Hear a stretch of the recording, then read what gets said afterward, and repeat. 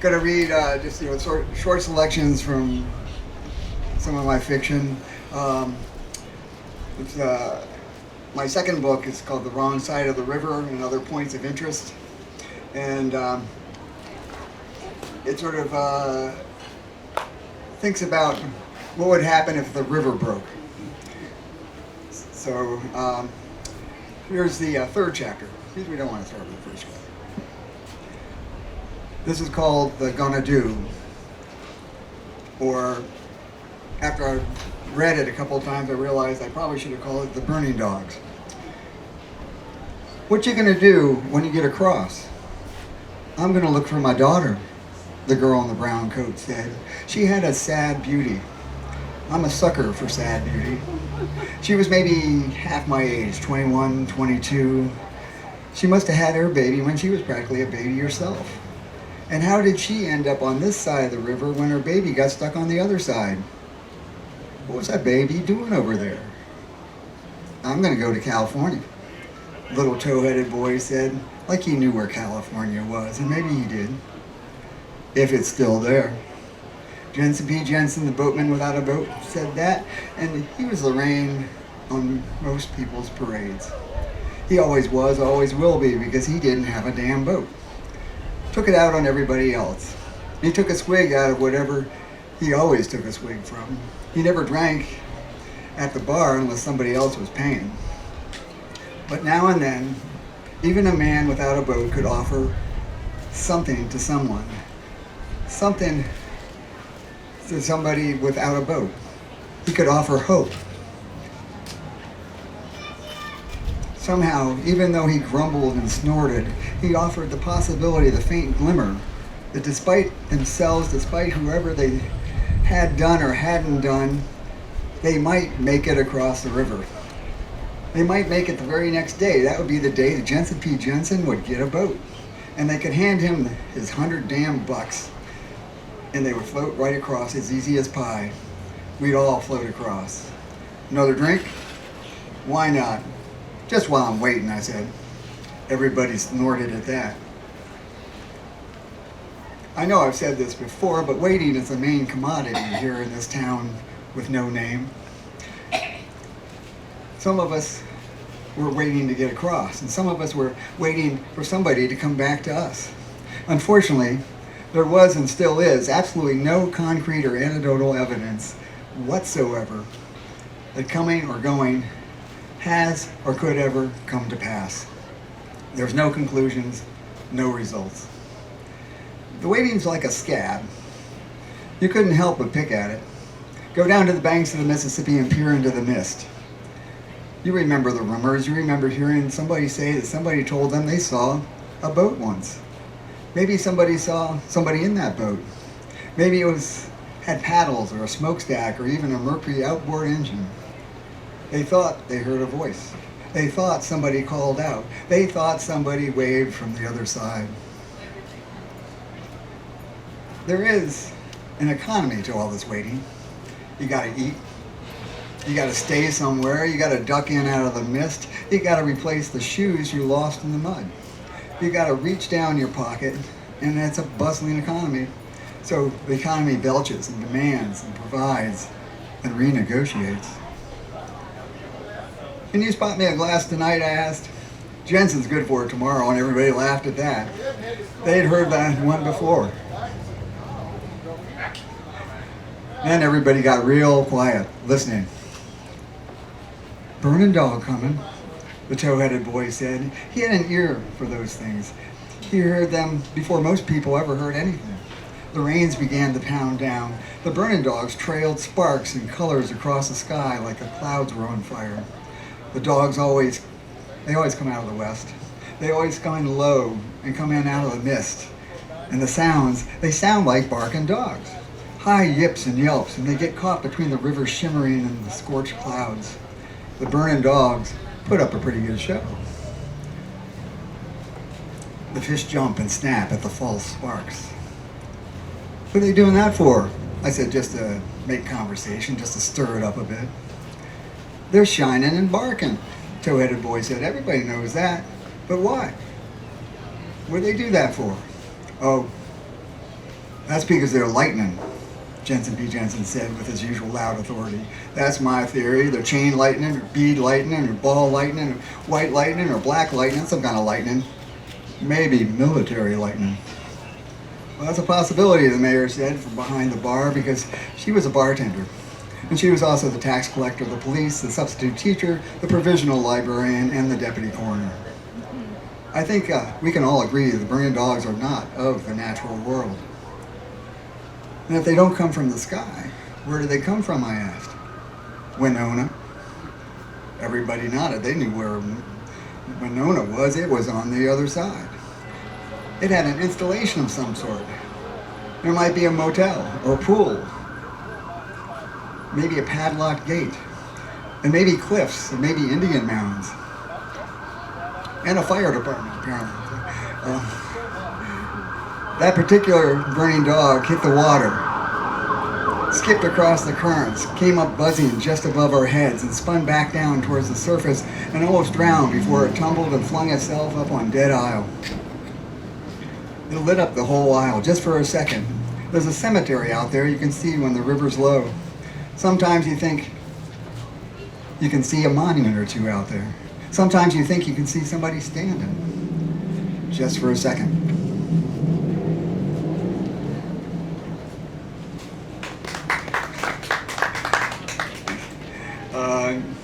This is a little short chapter. This is the list of those on the other side. Those on the other side: my baby, her ex, my dentist, his hygienist, who is his ex, Ed, Sticky George, Farrell, the guy who owes my cousin Shaky a fair amount of money, my cousin Shaky, who owes me a fair amount of money, Sarah Grendel, who told Shaky it was okay if he didn't pay me back, and the guy I changed the tire for and then left my tire iron in his trunk, and then the woman who changed my tire and left her tire iron in my trunk. There's my stepmother, her lion sister, Bright Alice, and then there's David, who said he'd get back to me. This is not an exhaustive list, and these aren't necessarily the people I'd want to meet if I ever got to the other side.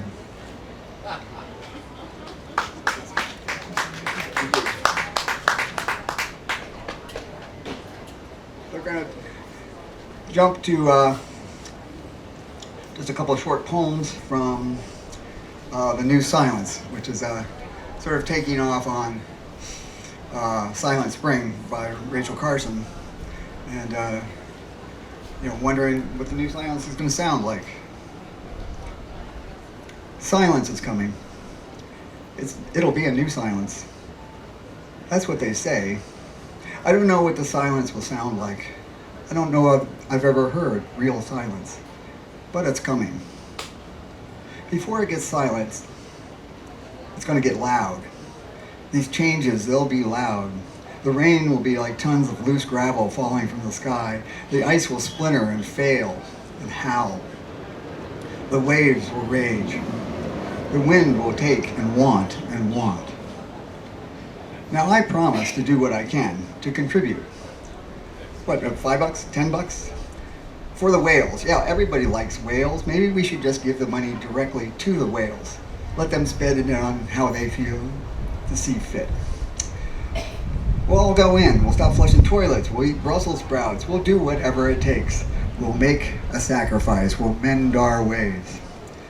I heard if you laid all the green lawns in the United States end to end, well, not end to end, but like a patchwork quilt, if you gathered up all the lawns, all the zoysia, the bluegrass, the weeds, the creeping Charlie, if you laid them all together like a puzzle, they would be the size of Texas. I looked it up.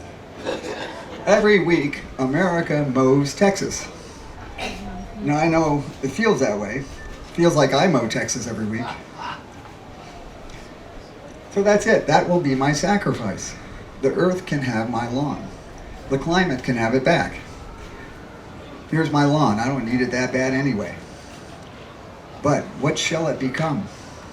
What shall it become?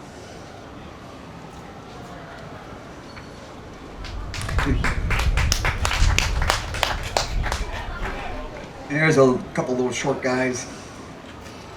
These are called the last ones. I met the last giraffe. She had sad, soulful eyes. She stood over a fallen tree. She no longer had to be tall. I met the last cricket. He was hiding behind the garage door. His name wasn't Jiminy. I think it was Doug. I met the last butterfly. I rode it like a horse. We went to the moon. It wasn't far enough.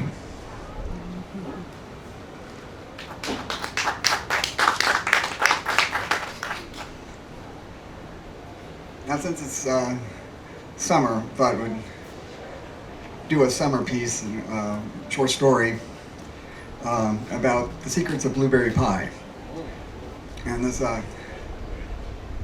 should get you wanting pie anyway, hopefully. When I think of my mother, I always think of pie. This is maybe not the sound of a mature, well-rounded person, but it's how one boy thought. It's how my mother and I best communicated.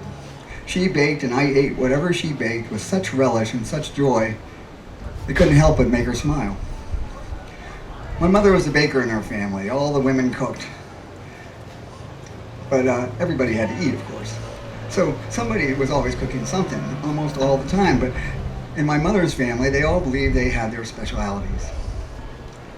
My mother's sister made tea and crocheted, and us kids had to wear the weird hats. My grandmother stirred up hot dishes that fed 300,000 church people in one sitting. These dishes always had little bits and pieces of green pepper in them. It was left to us kids to pick them out. And my mother baked, and seemingly only baked pies for me. I don't know what was wrong with the rest of my family. I don't know why my dad and my sister and my goofy little brother didn't love sweets the way I love sweets. Sure, they ate cookies, they went to Dairy Queen, they acted like Americans. My dad even had a certain thing for Mars bars, but they did not understand pie. They didn't adore pie the way I did. The way pie was meant to be, must be, has to be worshipped. Sometimes my pies were given to or sampled by other people. Mrs. Butler, our next door neighbor, got the occasional pie. The Stonewall Jackson Elementary School bake sale always got a few. And I had to watch my pies be sold to the highest bidders. Now, it's not just my opinion that my mother's pies were wonderful. It was generally agreed that there was something special about her pies. What's in those pies? They're all so awful good, the various usual people would ask. Nothing special, my mother would say. Oh, there's got to be a secret ingredient. Oh, I don't think so, my mother would smile and shake her head. Although, in retrospect, one did always have to wonder about the soup can of bacon grease that my mother kept under the sink at room temperature. But of course, there were secret ingredients. Something in her half-Dutch heritage, or maybe her natural Depression-era austerity, gave my mother a feeling that her pies, well, any food actually, would taste better if the main ingredients were found for free. Why buy it if you can pick it up off the ground? Now, my mother foraged in our neighborhood, which was actually easier than it sounds in the Washington, D.C. suburbs of the 1960s. You just had to know where to look. The apples for the apple pies came from an abandoned orchard up off 8th Street. I think it was the old Judge Thomas estate. The pears for the pear pies came from a branch of the McCann's pear tree that bent over the back fence. My mother claimed that any pear that dropped on her side of the line was hers by right, and she could do with the pears what she would. God, those pies were incredible. And the berries for the blackberry pies came from along the railroad tracks. These blackberries, my mother always called them black caps, there being a difference in size and sweetness, grew along the seldom used Washington and Old Dominion Railroad right-of-way in Arlington County, Virginia, before the highways came through.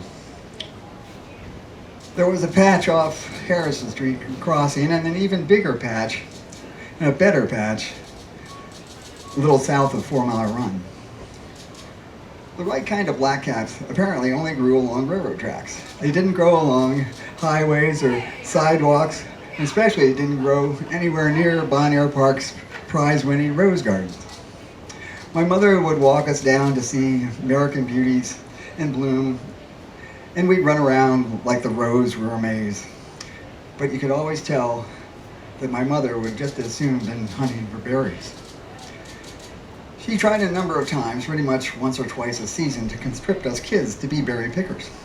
And you'd think with our pedigree and berry-eating bloodlines, we would have been really, really, really good berry pickers. But we were really, really, really bad berry pickers. Mom would send us off into the dense June heat with one or two of her berry-stained berry baskets. And we'd be back in 15 minutes, exhausted, having either picked the berries green or eaten what was left. So my mother would huff, put on her giant yellow straw sun hat, and go out and pick the berries herself and pick them correctly. She liked being down by the tracks anyway. I think it reminded her of being a kid, of following the tracks and waiting for her father at the station. But mostly I think she just liked the smell of the ties, the dragonflies, and the breathless warmth of being alone along a rusted and ill-maintained tracks on a summer's day. She'd have denied it, but I saw her walking along balancing on one of the rails one time. But you are probably asking, what are the secrets of the secret ingredient? What made those berries so sweeter and so much better than regular berries? It's hard to convey how incongruous Arlington County was to grow up in the 1960s. On the one hand, it literally overlooked the nation's capital. If you climbed a tall tree in my neighborhood, you could see the Washington Monument. Yet on the other hand, I remember horses and cows, vacant lots, woods, grass, and of course abandoned railroad beds. A complete lack of urban planning for what was to come. Arlington was one of those nice little southern places, a land that time forgot, but not for long. People were going to want to get to the big city, and our town just happened to be in the way. Change was coming, progress was bearing down. Now my mother's reaction to change was to fight back. And there were two things she constantly fought when I was a kid: the highway coming through and her own mortality. The first one was easy. While other people went to public zoning meetings or put anti-Interstate 66 signs in their yards, my mom waged a one-woman guerrilla campaign against the Virginia Highway Department. By that time, they'd torn up some of the tracks and left gashes in the woods. But there were still berries, and there would be for a number of summers. Passing by the bulldozers and road graders on her way to pick what was left, my mother would calmly walk along the dead red clay and calmly yank out a few surveyor stakes. Sometimes she'd throw them into what was left of the woods, and sometimes she'd bring them home and chuck them behind the garage. As for death, she ignored it. She had lupus. Basically, she was allergic to her kidneys, her skin, herself. So she wore that giant sun hat, took those hideously large pills, and never mentioned it to anyone. Okay, of course, I'm holding back on discussing the secret of the secret ingredient. What made those berries so perfect for pies? Was it the soil? Was it the sun? Their natural hybrid vigor? There had to be something. Now, usually when asked what made her pies so special, my mother would say, oh, a little of this, a little of that. But once the president of the Clarendon African Violinist Society pressed her, and I heard the truth. Now, darling, do tell, you must tell, how come those berries are so sweet? It's the creosote, my mother said. I beg your pardon. It's the creosote. I believe it's probably a combination of dust, the angle of the sun, and the creosote on the ties that makes the berries taste like they do. They don't taste right otherwise. The lady opted for just a small piece of pie. Good, more for me, she shouldn't have been eating my pie anyway. Now, it took 17 years of legal injunctions, political battles, and federal and state territorial infighting before the highway actually plowed through the old neighborhood, making a 2-block walk to the grocery store into a 1.5-mile, 6 traffic light slog. 17 years from the time the Eisenhower administration decided to expand a one-track railroad into an 8-lane highway, 1959 to 1976. Now, one of the final images I have of my mother is her walking across the highway right away with her sun hat and basket. She was thinner than ever and was wearing a goofy orthopedic device to protect the dialysis shunt on her ankle. She scoped out where the last berries were and was going to go get them before the bulldozers did. Now, it's not often that a mother takes her son's advice. There's absolutely no reason for it. But one time I said, Mom, you know, if you just keep pulling those surveyor stakes out and throwing them away, the highway guys will just come along and put them back. But if you maybe just moved a couple of the stakes a few feet one way or the other, maybe nobody would notice. We ate the last of the blackberry pie in silence. My mother's been dead for a long time. She died well before the highway was completed. But today, if you happen to be driving in the far right-hand northbound lane of Interstate Route 66 towards Washington, D.C., somewhere between what used to be called Westover Field and the Harrison Street overpass, you might notice a slight little jiggy-joggy in the road, where it feels like maybe the surveyors took one quick step to the left and then one quick step back to the right, and all the traffic swerves and wobbles going by at 65 miles per hour. That's where the berries used to be.